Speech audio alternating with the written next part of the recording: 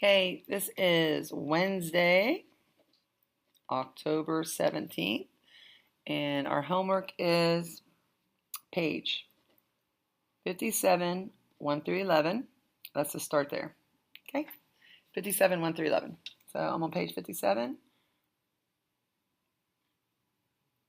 Number 1, write and solve an equation to determine the balance after 25 years. You know what? Can we just write the formulas down at the top of the paper? So we have A equals P 1 plus R to the T. That's simple. That's called simple interest. You can also have P1 minus R to the T. Okay, these are just when they just say it grows at a rate of, or it decays at a rate of. If it uses the word compounded, that's when you use this formula. That's when you divide the R by N. So you have an extra N here and here for the word compounded. And if it says the word continuously, you would use this formula. Continuously. So the keywords are compounded, continuously, and anything else, use these. Okay, so again, let me get this book closer to my eyes here.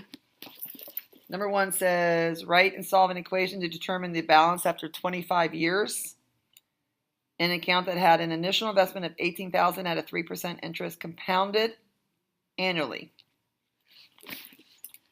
So I did see the word compounded, so I'm going to write this down.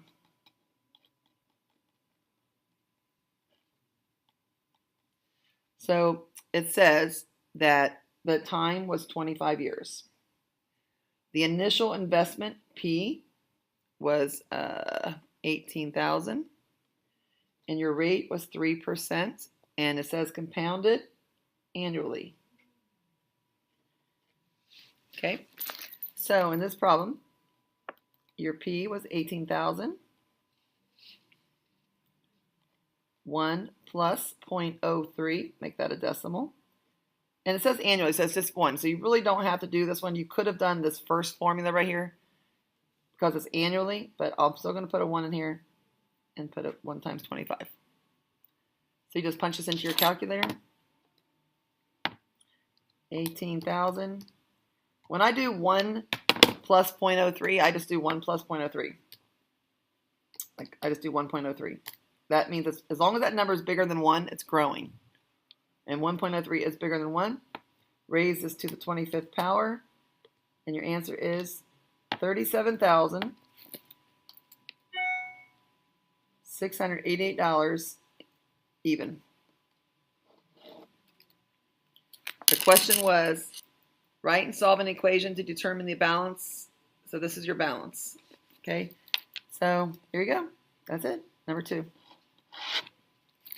Number 2 says, determine the balance after 10 years in an account that had an initial investment of $25,000 at a 5% interest compounded annually.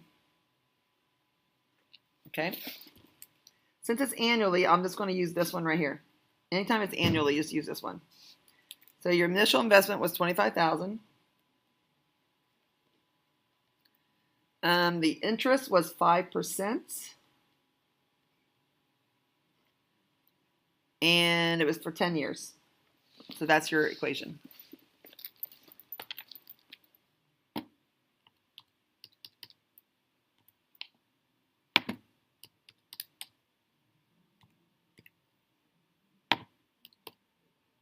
Here it is. There's your calculator. $40,722.37. Round to hundreds because it's money. So basically about $15,000 in 10 years. That's pretty good, don't you think? Number 3. Number 3 says, on a graphing calculator, enter Y1.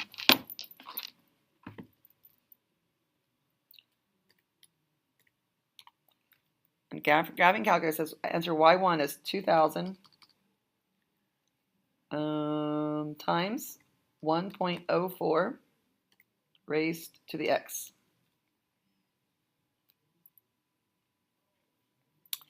And Y2, so this is a $2,000 investment with a 4% interest. And then the other one is 1,000 with an 8% interest. It's an 8% interest. Open the table function, record the value of each at t equals 1. Which function has the greater value? So you go to your t table, find 1. So basically it's after 1 year. After 1 year, the first one is 2,080 and the second one is 1,080. The question was, which function has the greater value? So, I'm sorry, this is really hard to do with a book and paper. So on the t table at t equals 1, y1 has 2,080 and y2 was 1,080. So this one has the greater value, but which one actually made the bigger money is what I would want to know. Okay, like for example, the first one started at 2,000 and the second one started at 1,000. They both made like $80. You see that? But this one has the greater value because it has obviously you started with more money. But really, they made the same money. They both made the same $80. One started at 2,000, one started at 1,000. Why do you think this one is the same if it had a better interest rate? Why wouldn't this one have more than $80 in it after a year? That's because it started at less money. So the more money you invest, the more your money is going to grow with an interest rate. So you do want some more money. All right. Anyway, in number 4, it says, between which two values of t are the two functions approximately equal? When will their money be the same? So even though the first one started at 2,000 and this one's 1,000, when will they have the same money in their account? So let's look at our t table. When are they going to be the same? Watch your t table and see when they start getting closer together. Are they growing apart or are they getting closer?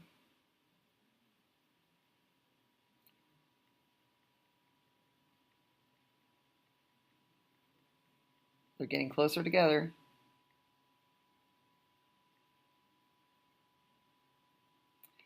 Okay, so in 18 years, the second one was less, but in 19 years, the second one was more. So between 18 and 19 is when they, like, let me see the exact question. When are they approximately equal? So here's what I would do. It's going to be between 18 and 19. I'd go second window 18 and go by 0.01 and look back at the t table. When are they the same?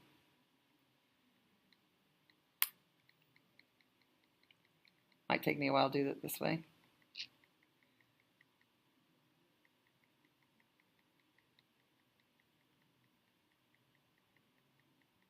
The red one's growing quicker than the white one because of the 8% interest.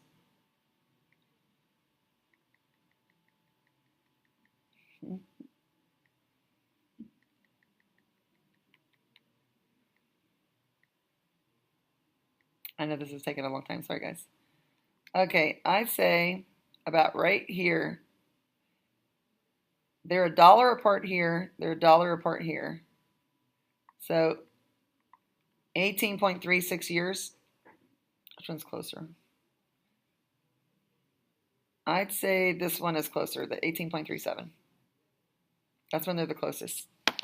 So I'd say 18.37 years or between years 18 and 19.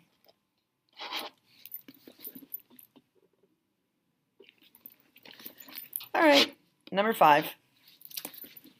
Number 5 says, whoops, what will a 150,000 house be worth in 10 years if the inflation rate remains constant at 3%? All right, so we're going to use the simple interest formula again. We're using this one right here. Okay, I'm going to write it down. So you need to ask, what was the original price of the house? It was $150,000.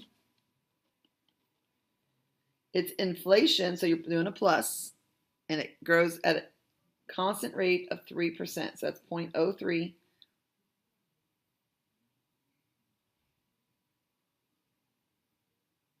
And what's going to be worth in 10 years? So we're going to punch that in our calculator. So I'm punching in 150,000. I think I need another zero, don't I? 1.03 to the 10. So we need, go to y equals, clear, 150,000, 1.03 raised to the 10. How much is your house worth in 10 years? Oh my God, why did I graph that? Sorry, guys. Try that again. 150,000. 1, 2, 3. 1.03 raised to the 10th power. Your house will be worth 201,587.46 cents. So if you sell your house in 10 years, you're going to make about $51,000 on it. Not bad. That's why people buy houses. They're good investments.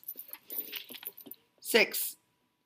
So 6, Katie has $15,000 to invest in an open account earning 4.75% interest. Compounded monthly. Keywords here, guys. Compounded monthly. Keywords.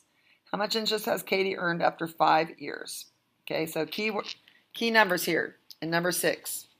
One number is that she had $15,000. That's P. Another one is that her interest rate is 4.75.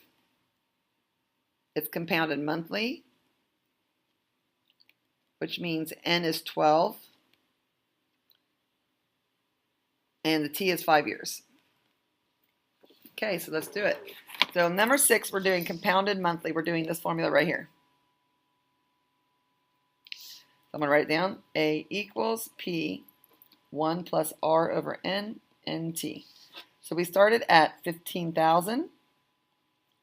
The interest rate was 0.0475 divided by 12 because it's compounded monthly, but we're using the 12 again. You can't see what I'm doing, sorry. We're using the 12 twice, here and here, times 5 years. So let's put this in.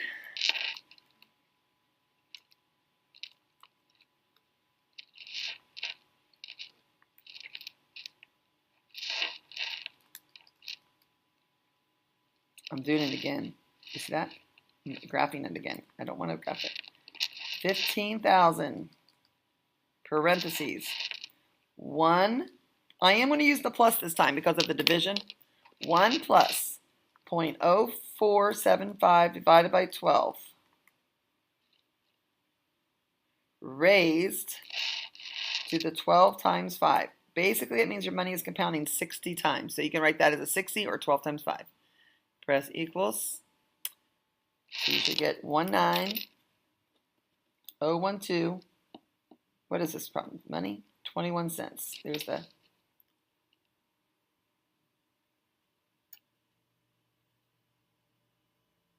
What was the question to this one? So this one is a weird question because it says, this is not the answer, because it says how much interest did she make? How much did she start with? It said how much interest? She started with 15,000, remember? At the end of the 5 years, she has $19,012.21, but she started at 15,000. So how much did she actually make? Let's subtract.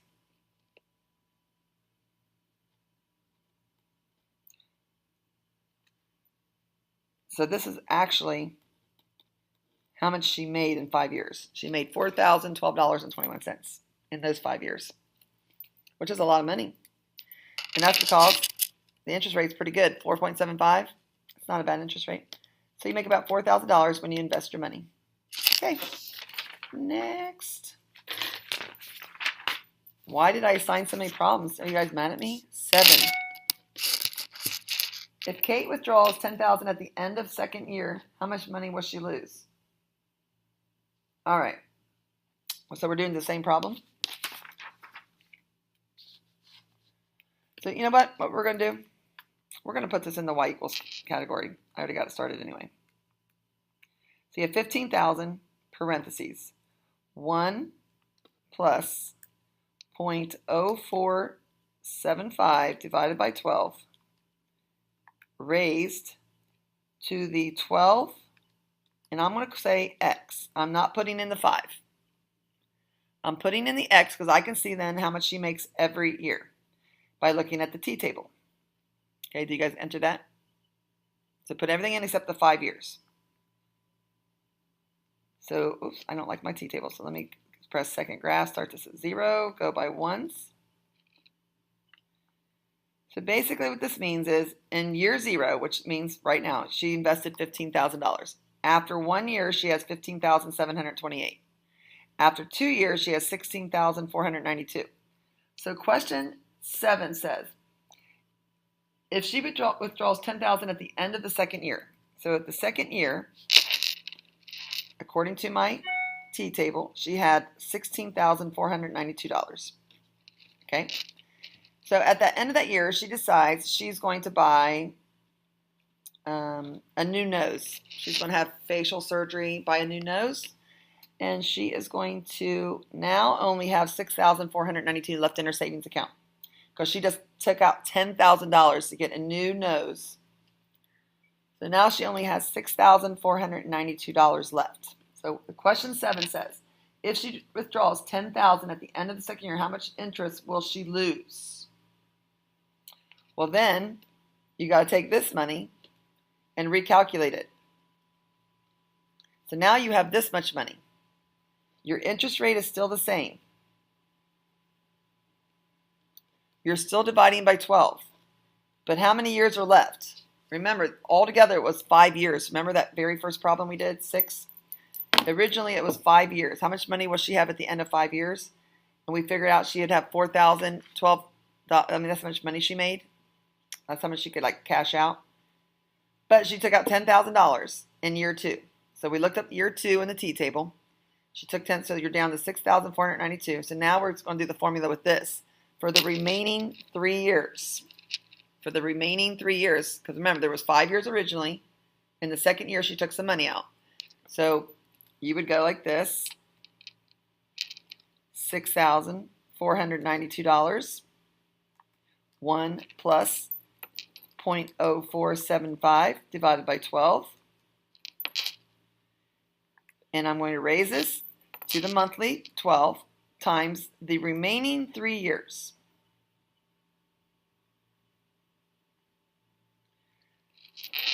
So at the end of the 5 years, she had 7484164291.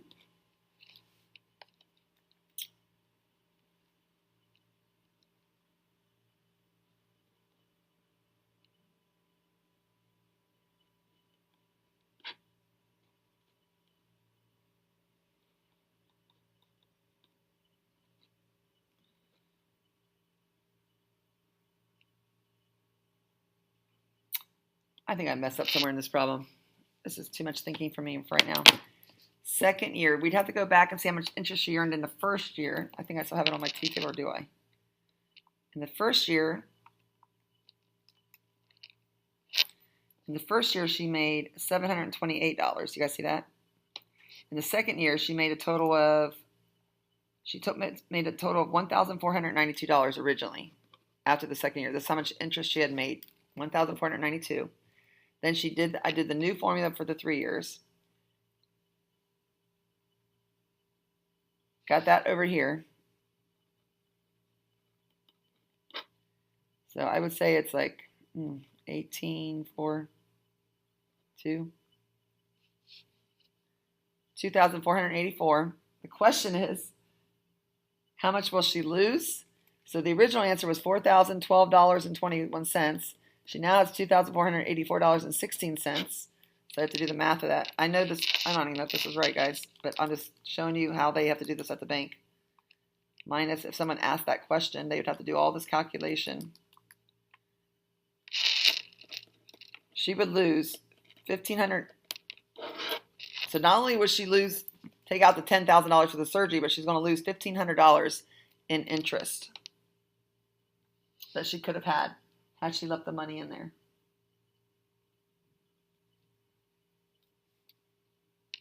So second year, take out 10,000. That's how much she has left. But she did earn some interest. The interest that she earned in the first 2 years was on the T table. Let's look at the T table again. She started at 15,000. At the end of the second year, she had this much in there, 16492. So she had already made $1,492 in interest before she took the money out. That's where I got this number. Then I got the rest of it from this.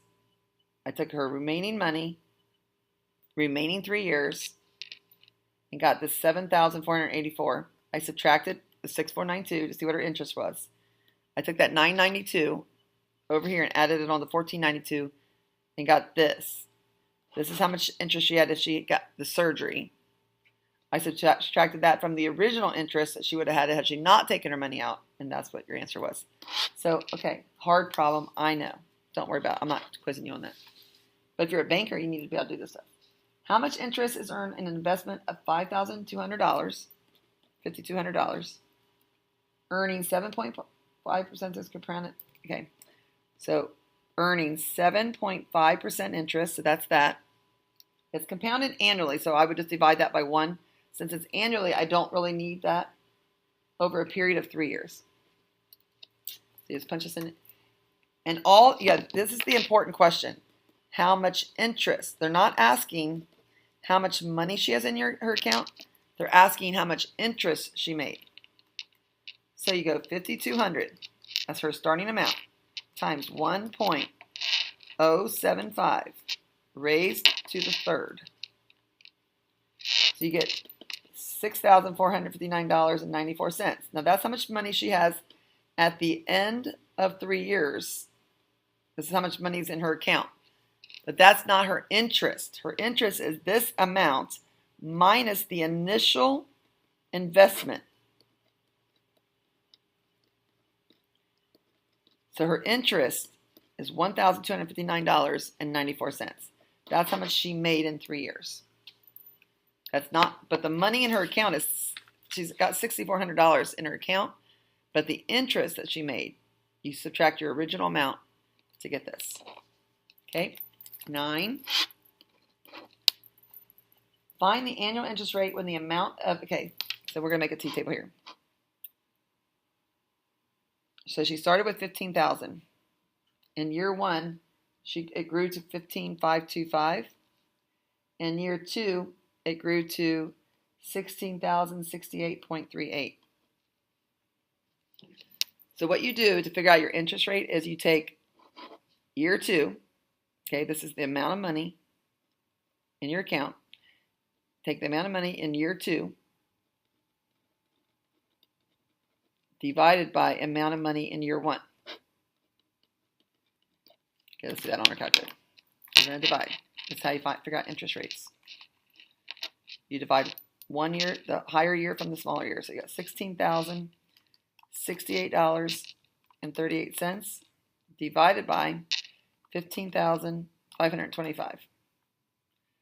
All right, just to show you that I could do it from year 2 minus year 1, I could also go year 1 divided by year 0, which would be 15,525 over 15,000. So this one right now is 1.035.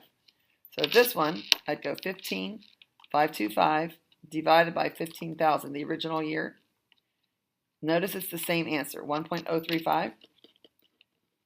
So in the formula, remember how there's a 1 in the formula? See how there's a 1 in the formula? So the interest rate is separate than that 1. So what you need to do is take this number right here and subtract the 1 from it. Take this number and subtract 1 from it. You're going to end up with this. This is your interest rate. But if you actually want to know what it is as a percentage, you move your decimal back 2 to the right. So her interest rate was 3.5%. That's 9. 10. Did I really say 1 through 11 all? Yeah, I need to change that. I just did 9, so now I'm on 10. Which piece of information is missing to determine the balance with $5,000 at 5%? Balance of $5,000 is the A. So that would be over here. They also gave you interest rate of 5%. So we have two missing variables right now. Which piece of information is missing to determine the balance with $5,000? Oh, wait, this is not the balance. Sorry, guys. This was a starting number. We're determining the balance, so we don't know the balance. So which thing is missing? You are right. It's the time.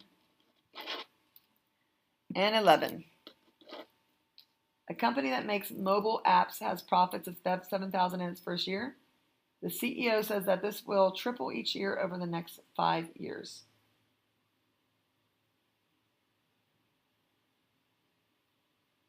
Triple each year. So you have $7,000 starting out. In year one, it's going to triple. In year two, it's going to triple again. In year three, it's going to triple again. I don't know what that is.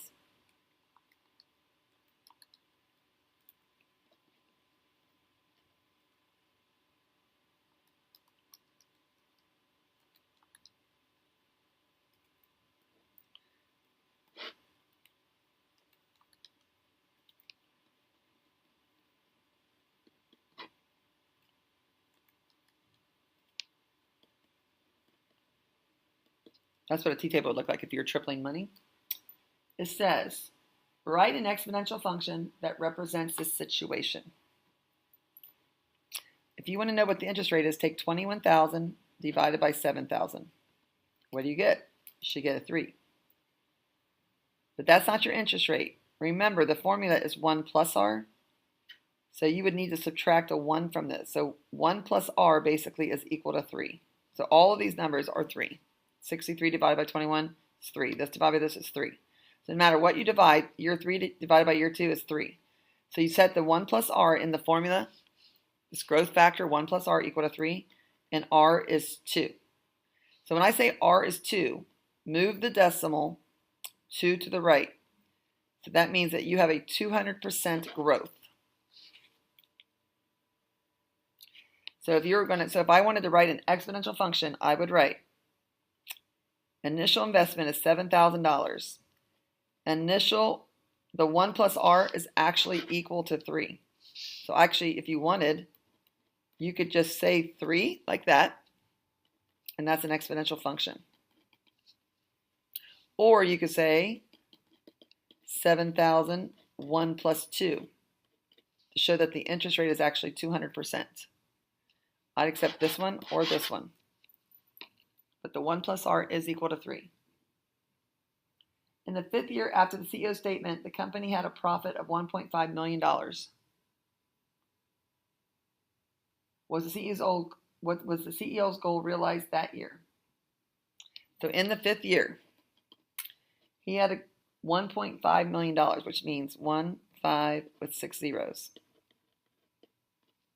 Right? Is that right?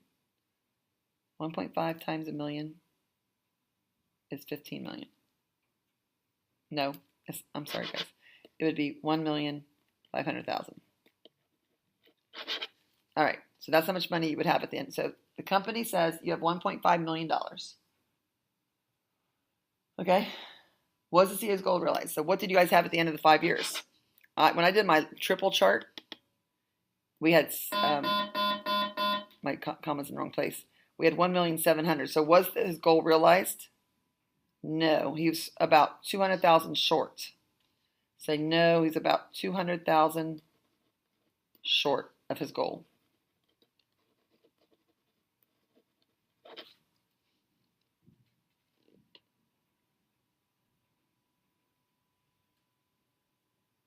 Okay, or you know what you could have done? You could have plunged this formula right here into the y equals. Watch this. You could have punched in $7,000, parenthesis 3, raised to the t, or x, sorry, and then look at the t table for the 5th year. That's what the formula should have been, 1.7 million, so you got e to the 6. That's 1.700,000. He said they had 1,500. And then the actual goal was, I mean, when they actually did the money, they had 1,500,000, so they did not reach their goal. Oh my gosh, that's just 1 through 11.